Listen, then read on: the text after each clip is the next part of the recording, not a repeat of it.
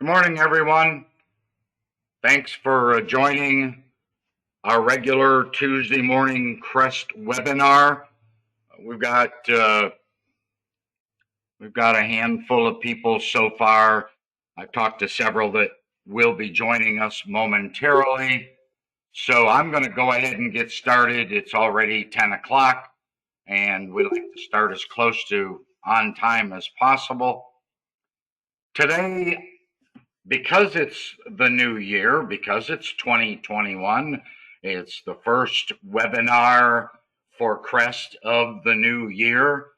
I thought it would be fitting to present what I believe are going to be 12 top trends for this coming year and over the next several years, especially as it relates to restoration, sales, and marketing. So let's dive right in. The following list that I'm going to talk about, not necessarily in the order of critical importance, but they were the 12 that I sifted through and put up here in this presentation that I wanted to talk about. I've done a lot of interviews with a lot of contractors and other people in the industry.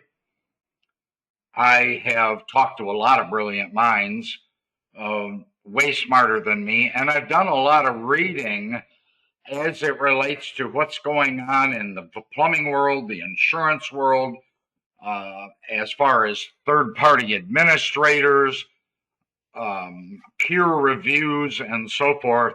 And I just want to quickly go through this list of a dozen. The first and foremost thing that we know, and it seems to be a really big topic, more so than I had fully realized, is that this younger generation, is absolutely reshaping the sales and marketing strategies that you and I and others in our industry are going to be responsible for presenting. First off, this younger generation, and I'm really talking about Generation Y and Generation X. Everybody knows about the baby boomers, and of course, yeah, I'm one of those young baby boomers. But those that are in their late 20s and up into the 30s and early 40s, they do not like advertising as a rule. It's there, they tolerate it, but they don't really embrace it. A survey that was done, I think it was back in July or August of last year, by one of the major universities, found that that younger group used ad blockers on their computers and phones more than any other group ever in history. They also found that that younger generation spent a lot of time unfollowing companies on Facebook, Twitter, newsletters, where the company was heavily promoting themselves. They were doing this embarrassing, nonstop, in your face promotion and advertising. And any one of you can go to Twitter and look at the Twitter feed for businesses, and you will see, as I have, a nonstop running feed on Twitter or Facebook of embarrassing self promotion. And nobody likes that. Even old guys like me don't like that. One of the things they also found out is that video testimonials are the single hottest thing for quote unquote self promotion, because now someone else is saying it about you. You can tell everybody how great you are, and it means nothing. But if another client or customer tells the person how great you are, now it's a testimonial, now it's credible, and people are appreciating that. The other thing that we have found is that chat bots are extremely popular, and they prefer a chat bot on a computer screen on a website over an email and phone. We already know they like texting, but chat bots have exploded in popularity. We have a chat bot on our own website. I recently sat here, or was that, I think just before the holidays, and observed my wife using a chat bot to resolve an issue with one of our websites that we had, and she was using a chat bot with the client or the company providing the website service. So 2020, we already know, was a totally different year, but moving forward into 2021 and the next several years, going to be pretty significant. And the 29 to 40-year-olds will be altering that marketing landscape. And then, although some of you are hoping the old folks are going to die out, the aging population, everybody knows we refer to them as baby boomers. I'm in the middle of that baby boomer group.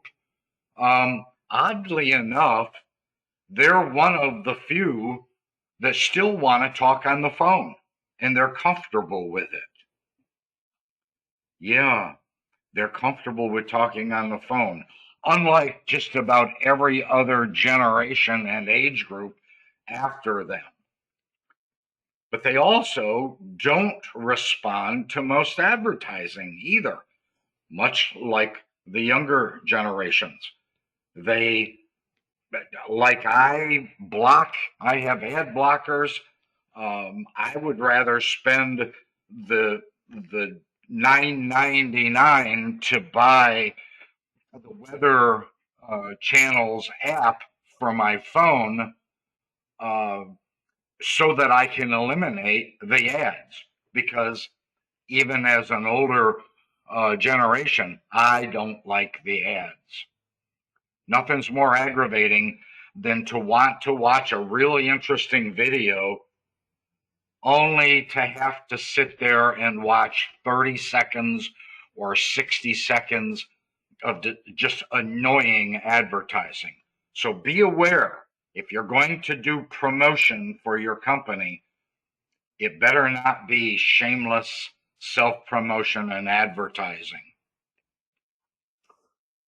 The older generation especially is embracing Parler, which is the competitor today to Twitter.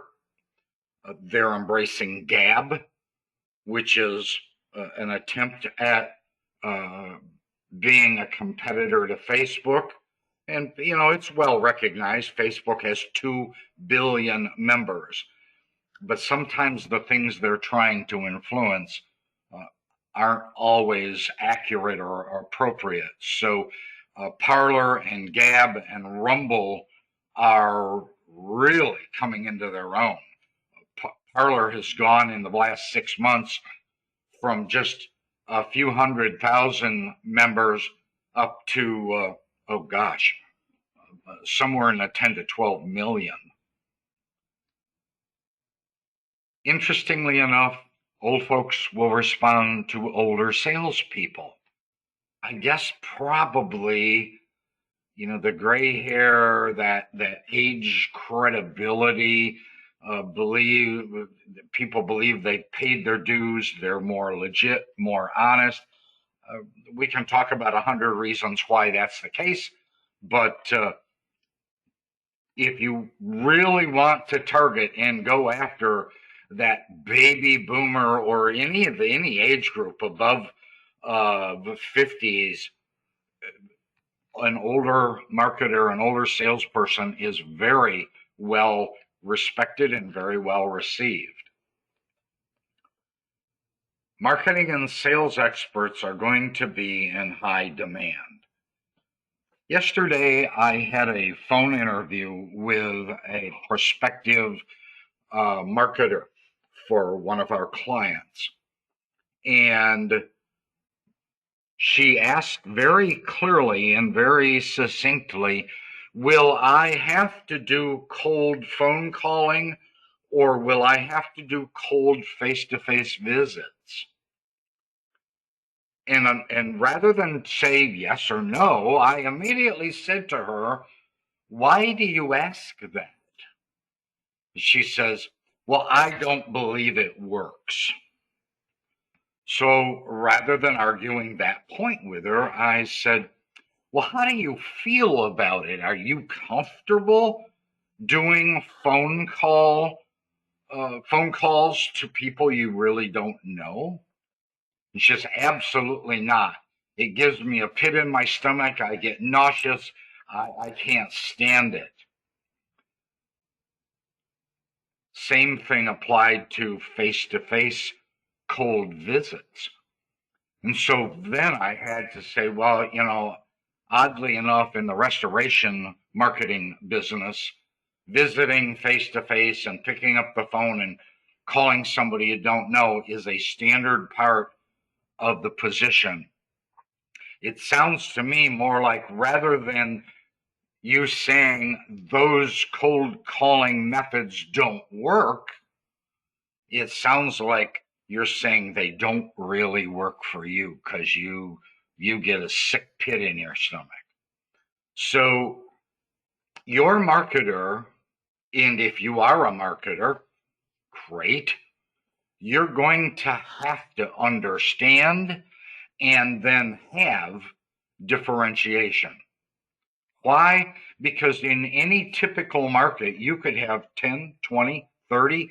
If you come down here to Miami or Tampa, you're going to have 150 or 200 competitors in your backyard.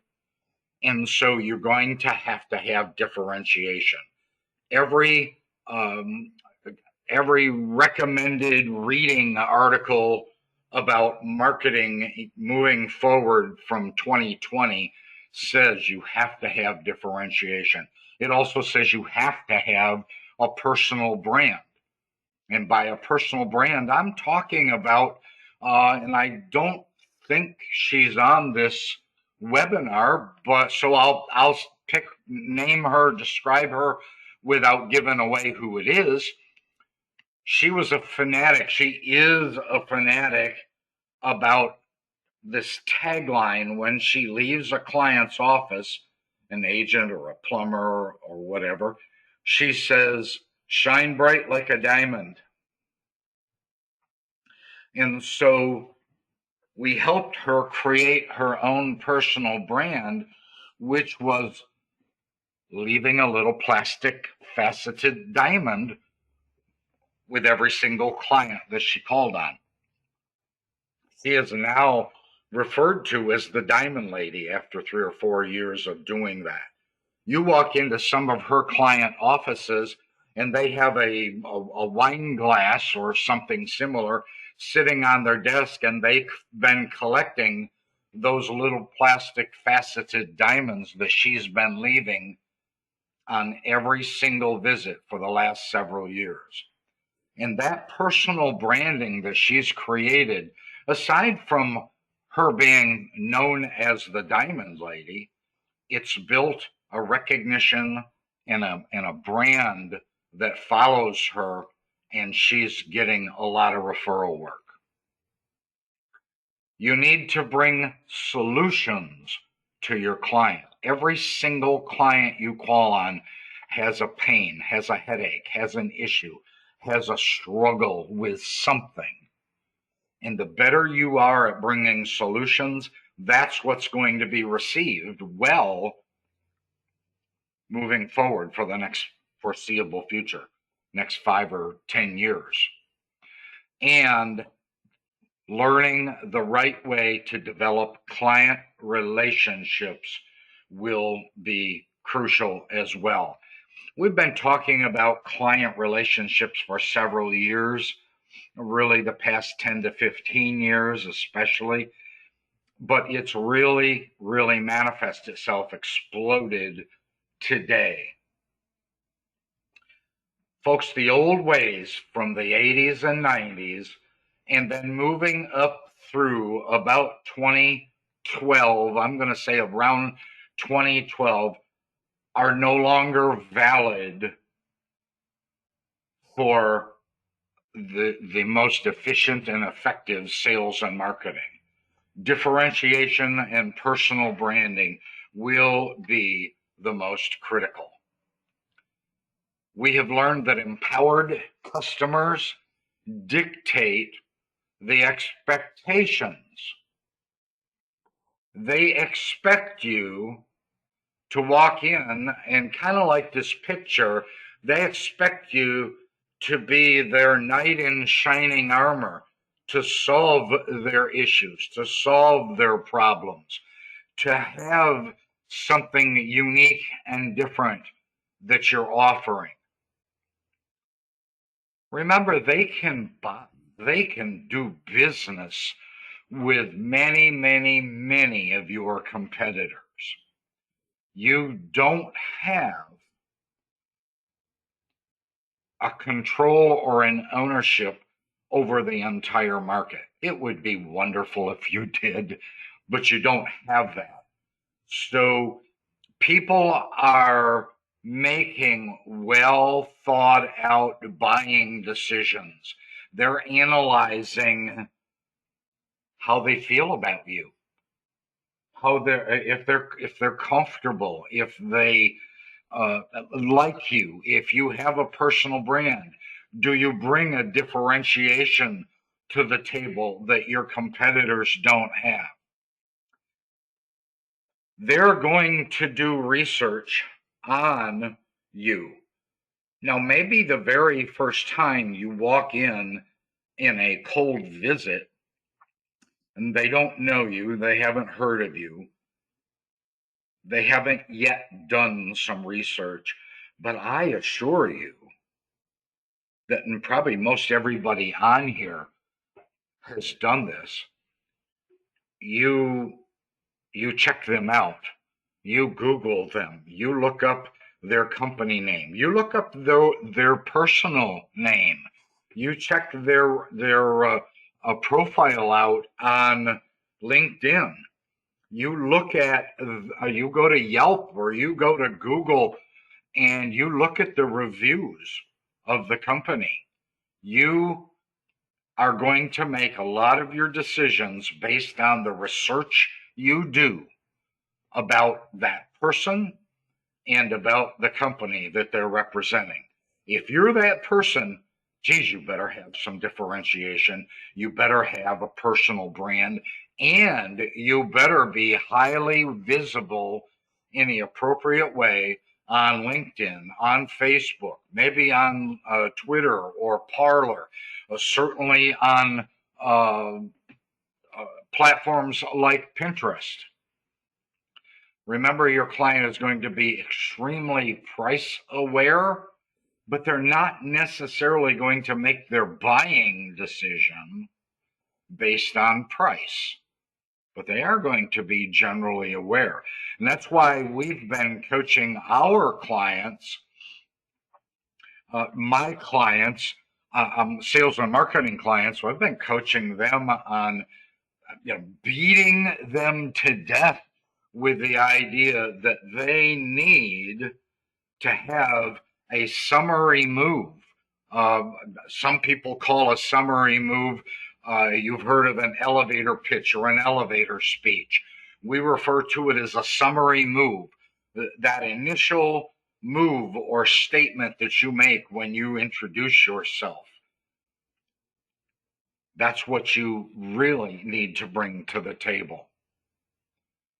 There's going to be, moving forward, there is already, it's emerging very rapidly, an entirely new sales process.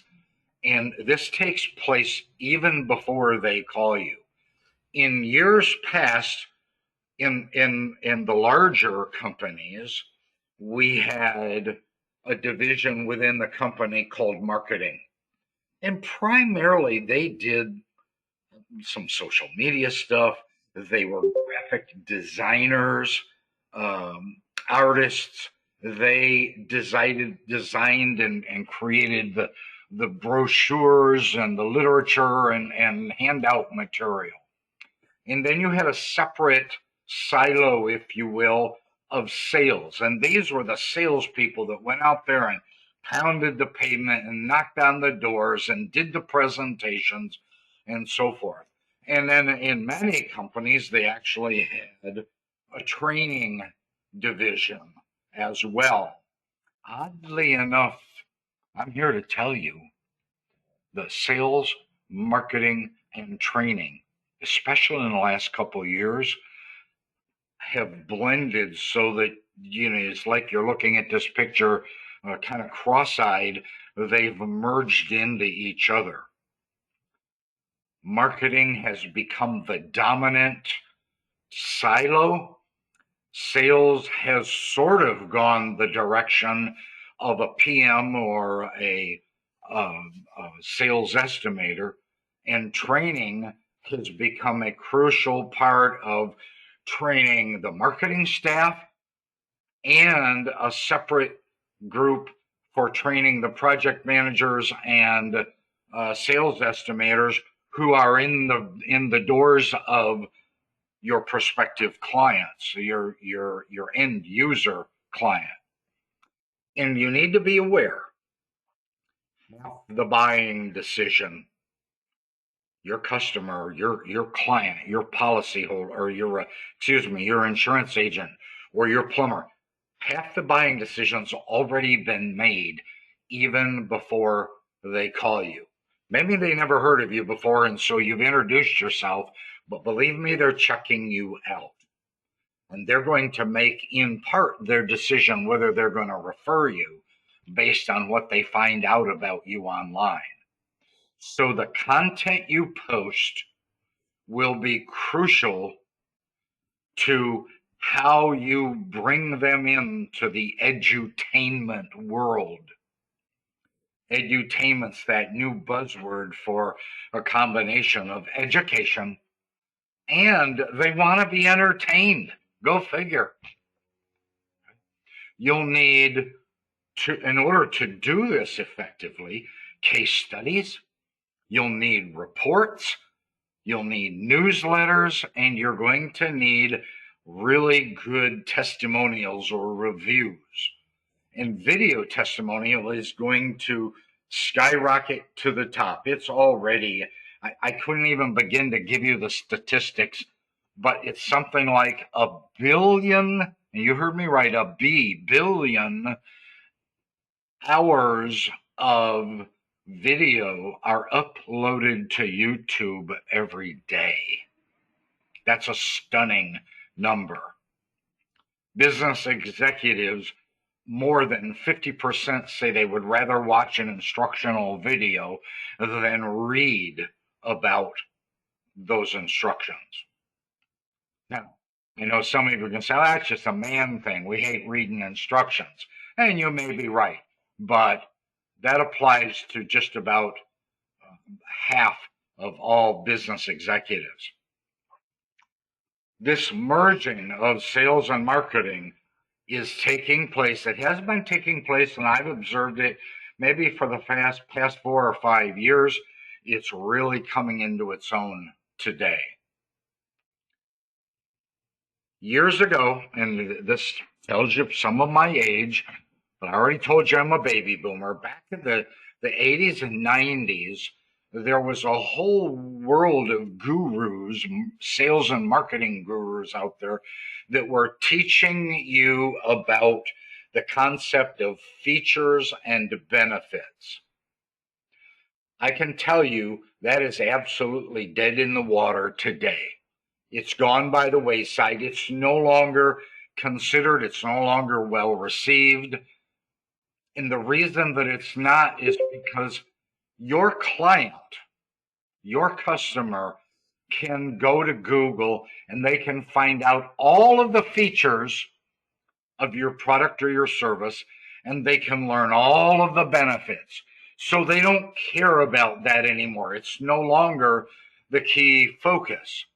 Expert solutions that you bring to the table is what matters. Talking about your product won't cut it anymore.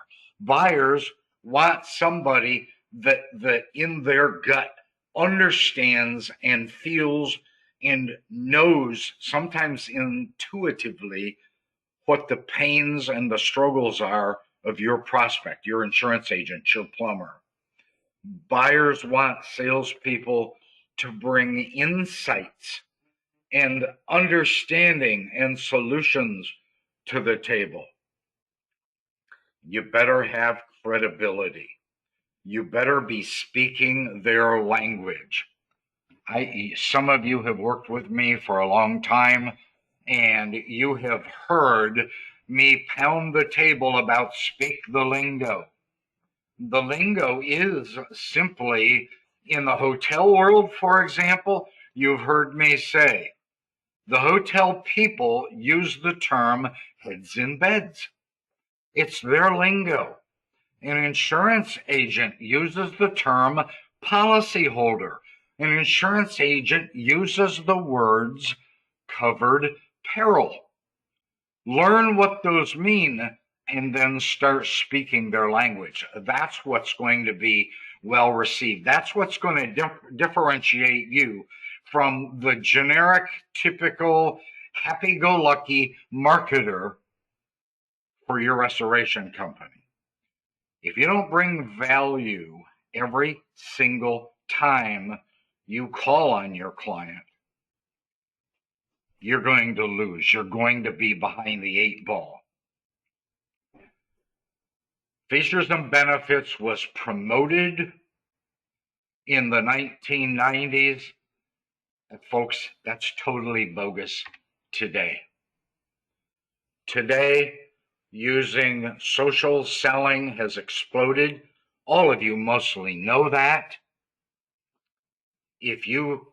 When we interview people for a marketing position, if they don't have a robust, aggressive LinkedIn profile, if they aren't on Facebook, if they don't have a Twitter account and follow people and have people follow them, if they're not on Pinterest, more newer is Parler, but if they're not there,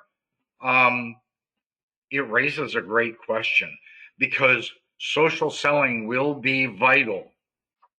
It's not just Twitter, it's not just LinkedIn. Social selling is also about blogs, blog posts, blog articles. It's interesting, the baby boomers versus Gen X versus Gen Y versus Gen Z, sometimes called iGen, they all have different needs. Boomers are that 56 to 74 group.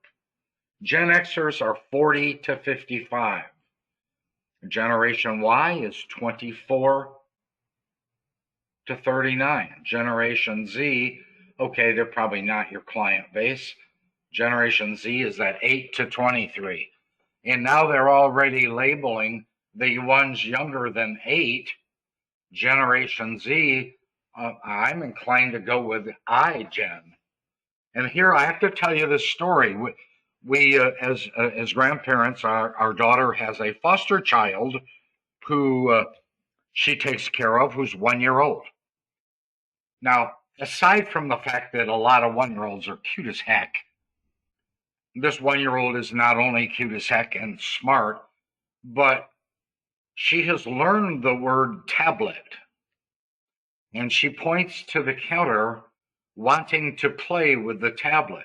And she isn't trying to necessarily play a game, but she knows how to take her little finger when we turn it on for her and slide it across that tablet until she gets the picture she wants. That's why I'm telling you, it's probably the iGen. I kid all the time saying these little kids today are born with their brain wired to understand electronics, digital things.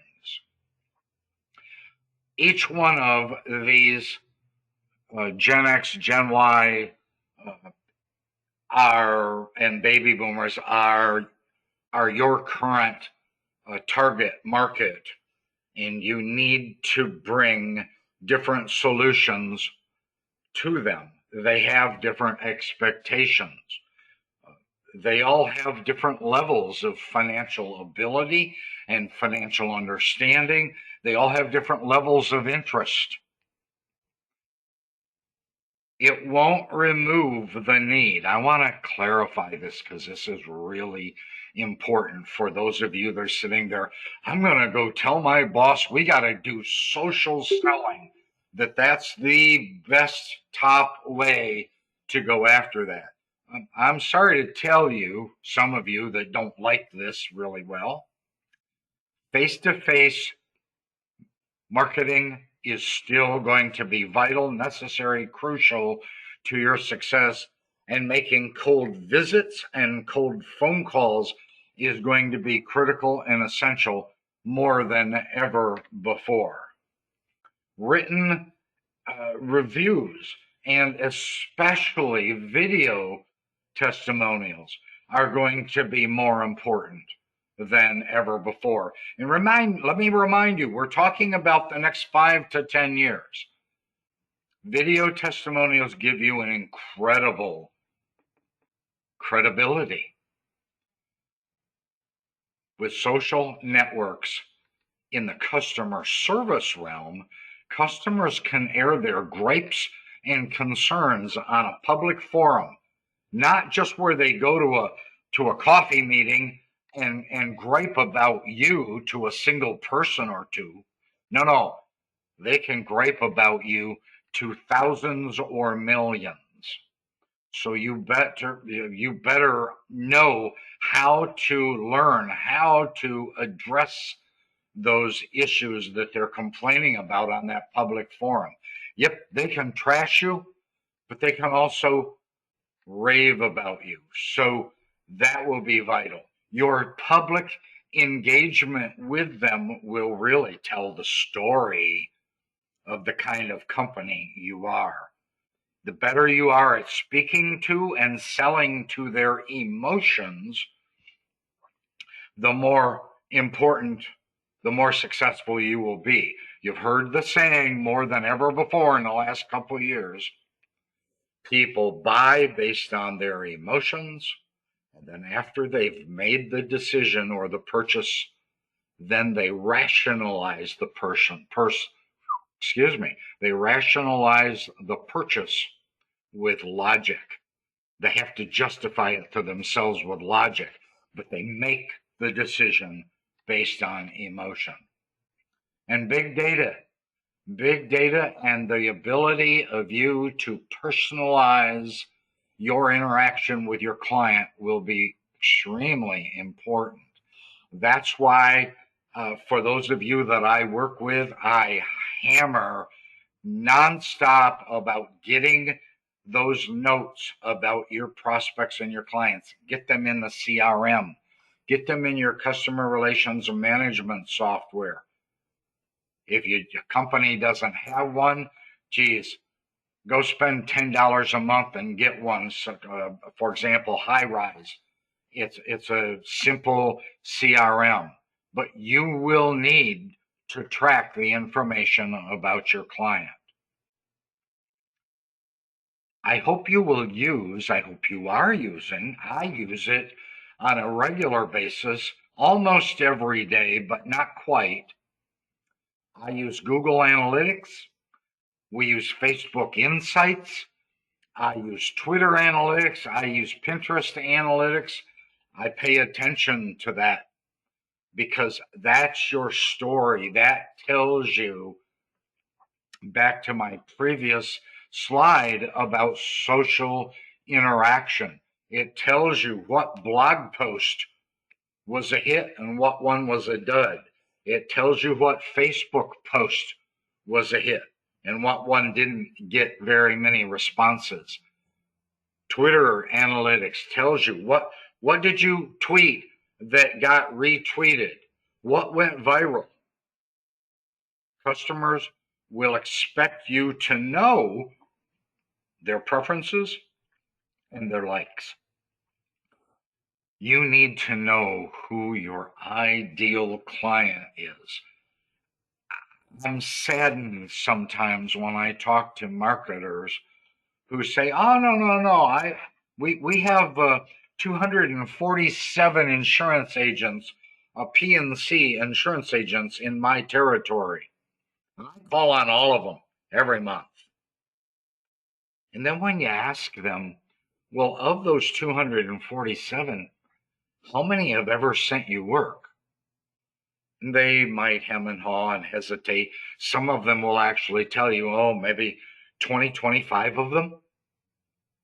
And so then I say, well, how long have you been calling on them? Oh, 2 years. And only 25 of them have ever sent you a job. Come on, Mr. Marketer. The rest of those 200 plus, they're duds. They're never going to send you any work. Or you've never asked them to send you any work. Come on, if you haven't asked them, how can you expect them to give you the work? Blog posts are going to explode in value. For your own information, the AskDickWagner.com blog has been around for 10 or 12 years. My entire livelihood depended on that blog. I've never done any advertising in the 12 years that I've been a coach and a consultant, but there are hundreds of blog articles about sales and marketing on the AskDickWagner.com website. We know it works. Good blog articles attract new clients. I get a call a week from a prospective new client. On the Crest Network, thecrestnetwork.com, we have a whole separate section on blog articles. And not only do Bill Giannone and I write and post blog articles on there, but we reach out to others like Scott Tarpley and Tabitha Tarpley and Harvey Cohen, the attorney, and others to provide information for social interaction on those blog websites. It's vital. It is what generates leads and business. It also elevates your credibility. After 10 years or 12 years, 13 years doing the Ask Dick Wagner web blog site, it has elevated my credibility. It's also a wonderful way to do what you all want to do, and that's advertising, but it enables you to refrain from the in-your-face, punch-you-in-the-nose advertising and allows you to do a very soft promo, a soft advertising. Those are what are received, soft advertising or edutainment. But in your face, punch you in the nose advertising is not received. And then one last thing about blog articles, at least one last thing on this slide. Blog articles make you appear more trustworthy. It's interesting. When you walk into an insurance agent's office or a plumber office, or if you're doing commercial marketing, selling the prep program, you don't have any credibility with that brand new prospect. None. Zero. They don't know you from Adam or Eve. You walk in there, you're just another annoying body walking in their building. But if you can refer them to blog articles and give them links, let them go and read your LinkedIn profile and articles that you've posted there and to your company website, it elevates your credibility, it elevates your trustworthiness. And people aren't going to buy from you if they don't feel you're trustworthy. So the blog article is that wonderful bridge to help make that happen. Content is crucial. Use titles that draw attention and are easily searchable. Now, I guess I'm going to address this right here. I look at a lot of client websites and a lot of restoration company websites, and in a number of them today, probably 40% or more have figured out how important a blog section is. But sadly, out of those 40%, 75 to 80% of those post articles such as water damage, how smoke hurts your house. We are the best water damage company in Greater Tennessee. Those are in your face, obnoxious, embarrassing self-promotion. They're advertising, and people will click right out of them. If you did a little study of your Google Analytics and looked at your website and see how long people are staying on that article about water damage in your home, first of all, it's too in your face. It's a punch in the nose to advertising. You need to put in there information that entertains and information that educates, heavy on the side of entertainment. Videos, short 2 or 3 minute videos are extremely valuable. Any video under 6 or 7 minutes is pretty well received. Providing really good information to your client in blog articles will make them feel good about you. If they feel good about you, they will be far more likely to at least hear what you have to say and listen to you. Hopefully, then they will do business with you or they will refer work to you. The content that you create should be content that elevates and moves them in their emotion.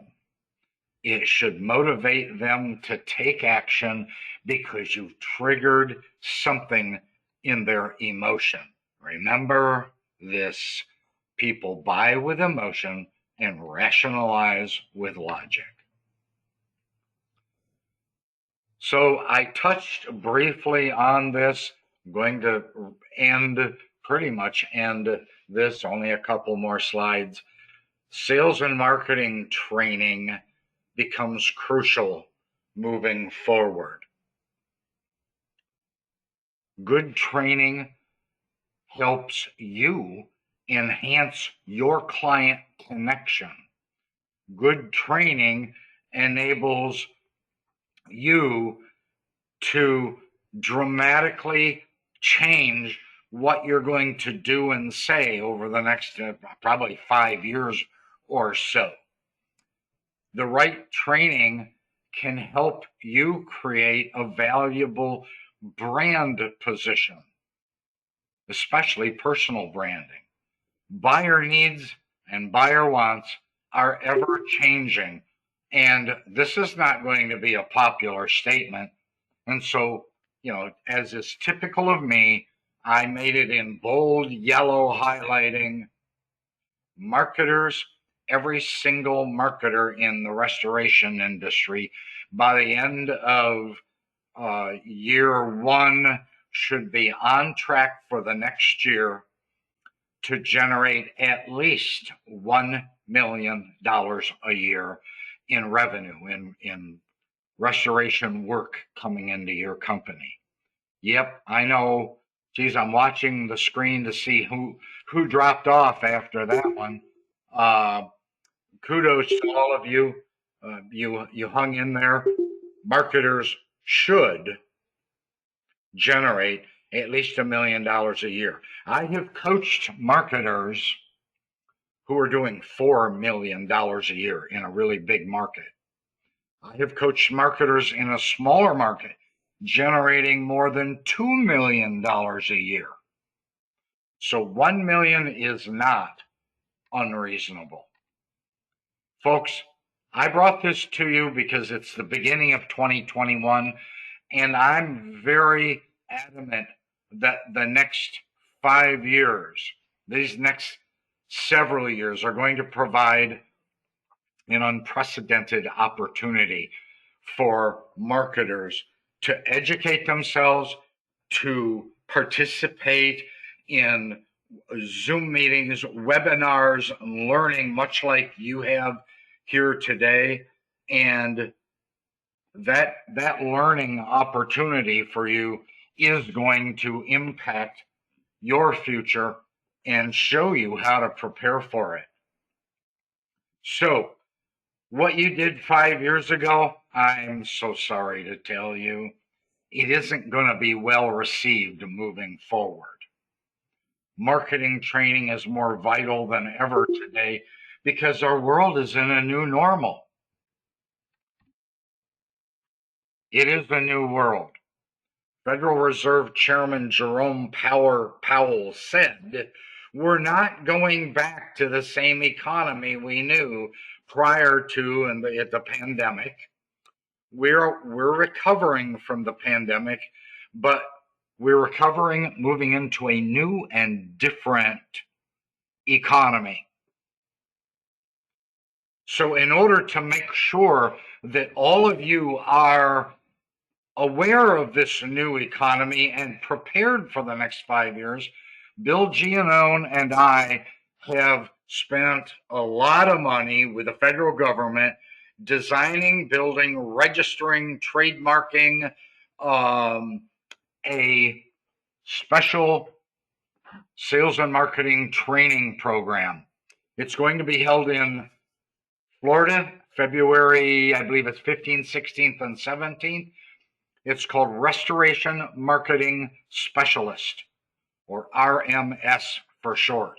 When you attend that course and you pass the test on the last day, just like when you attend a WRT class with the ICRC, you will get a certification and be able to add RMS to your name. It will be powerful. It's the first ever, and we really hope that you will reach out to us and attend that event. We're almost sold out. We do have, I think, 3 or 4 more seats left. I would hope you all could attend that. It would be awesome. I'm Dick Wagner. Thank you so much. I appreciate y'all hanging in there with me for the past 45 minutes or so, 50 minutes, and we'll see you next time. Thank you. Bye-bye.